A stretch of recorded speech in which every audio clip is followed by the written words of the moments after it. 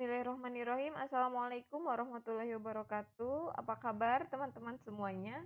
Baik, pada pertemuan kali ini kita akan membahas tentang hipotesis penelitian.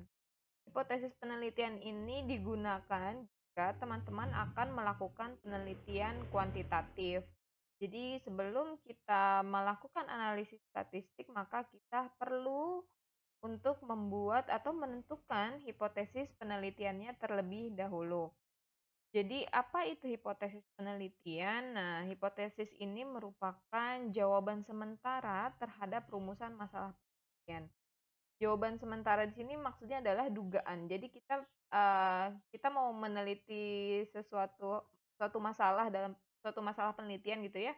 Kita sebenarnya sudah bisa menduga jawaban atau dugaan sementara dari hasil penelitian kita, tapi hipotesis itu tidak dibuat sembarangan, tentunya sudah berdasarkan hasil pemikiran gitu ya. Nah, hipotesis ini juga bisa dinyatakan sebagai jawaban teoritis terhadap rumusan masalah penelitian, tapi belum merupakan jawaban yang empirik, artinya masih dugaan, belum menjadi jawaban yang karena jawaban itu perlu kita buktikan melalui analisis statistik. Jadi intinya ketika kita punya tujuan penelitian, kemudian rumusan masalah, nah kita kemudian membuat hipotesis penelitian atau dugaan sementara atau jawaban sementara terkait rumusan masalah penelitian kita. Nah, dari mana kita bisa membuat hipotesis penelitian ini? Jadi hipotesis penelitian ini tidak dibuat secara berdasarkan pemikiran pribadi kita, tapi juga berdasarkan kajian teori, pengetahuan yang sudah ada gitu ya dari teori-teori dari buku-buku atau sumber-sumber ilmiah lain yang sudah ada, kemudian hasil penelitian terdahulu, dari pengalaman, kemudian dari ketajaman berpikir si peneliti itu sendiri. Nah, itulah fungsi dari bab 2 jika teman-teman membuat proposal. Biasanya kan diminta untuk membuat kajian teori ya. Nah, dari kajian teori itu kemudian bisa diturunkan hipotesis penelitiannya. Artinya, membuat dugaan sementara terkait jawaban dari rumusan masalah kita itu nggak bisa asal, tapi teman-teman perlu membaca banyak acuan ilmiah gitu ya, karya ilmiah, entah itu penelitian terdahulu, entah itu buku-buku, kemudian baru teman-teman bisa merumuskan ya. Mungkin lebih jelasnya nanti kita bahas gitu ya, mungkin sampai sini teman-teman masih bingung, tapi yang perlu teman-teman pahami bahwa hipotesis ini adalah dugaan sementara atau dugaan tentang jawaban dari pertanyaan penelitian kita gitu. Nah, hipotesis ini biasanya dalam statistika inferensia itu sebelum diputuskan perlu diuji hipotesis. Nah, suatu pernyataan yang masih lemah kebenarannya dan perlu dibuktikan atau dugaan yang sifatnya masih sementara. Jadi hipotesis ini tadi sudah saya jelaskan dugaan yang sifatnya masih sementara, artinya perlu dibuktikan oleh analisis statistik gitu ya.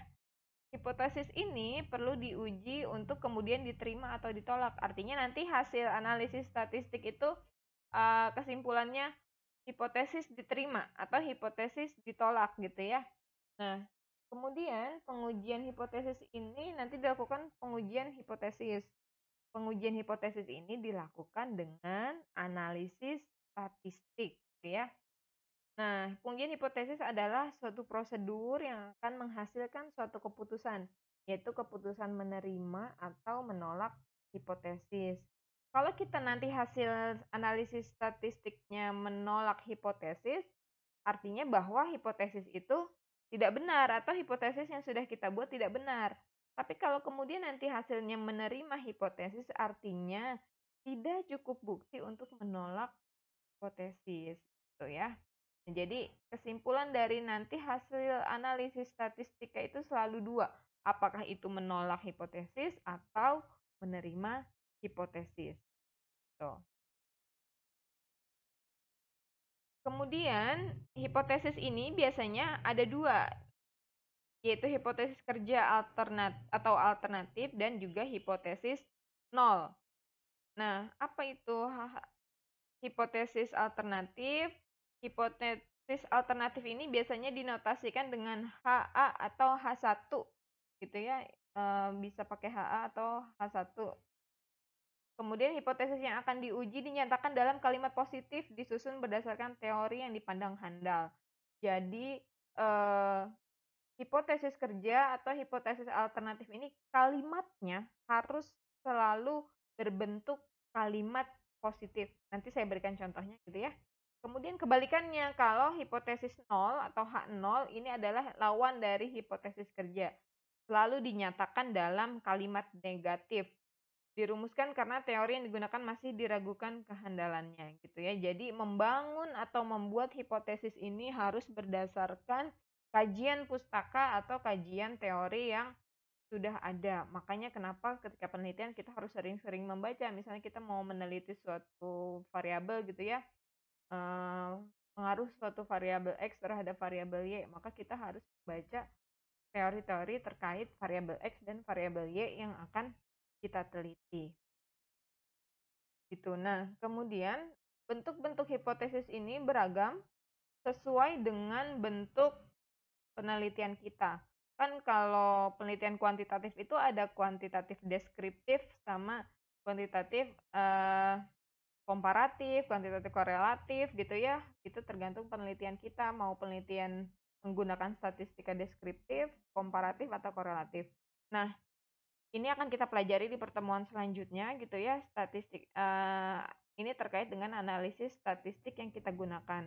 Kalau hipotesis deskriptif biasanya kita menggunakan analisis statistik deskriptif seperti pertemuan yang telah lalu, misalnya membuat diagram, membuat tabel, kemudian ukuran pemusatan data, itu adalah bagian dari statistika deskriptif.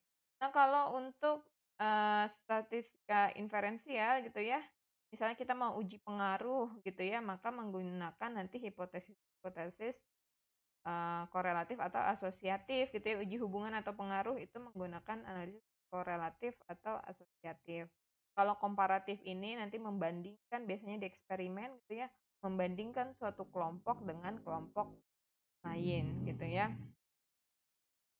Itu adalah bentuk-bentuk hipotesis. Jadi bentuk hipotesis ini menyesuaikan dengan analisis statistik yang akan kita gunakan.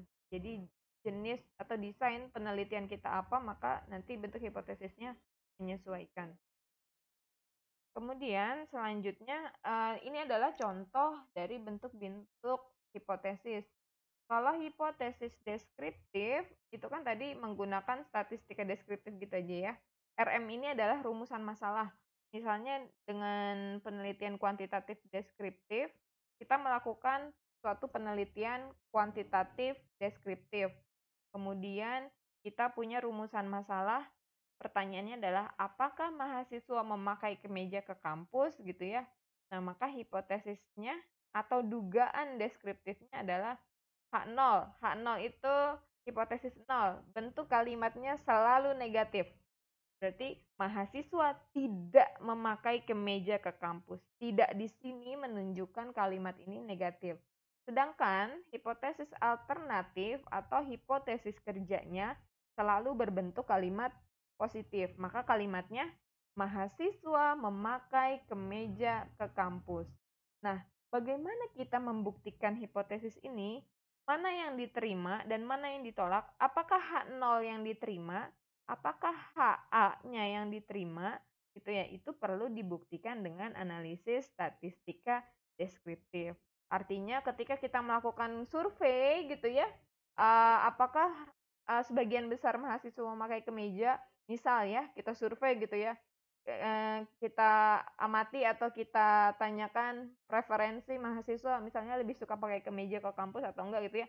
Ternyata dari yang kita sebar, kemudian data yang kita kumpulkan, sebagian besar mahasiswa memakai kemeja ke kampus. Maka kita sudah ketemu tuh hasil analisis, kita hitung rata-ratanya, kita buat diagramnya gitu ya. Ternyata yang pakai kemeja ke kampus itu lebih banyak dibandingkan yang tidak pakai kemeja ke kampus atau memakai kaos gitu ya.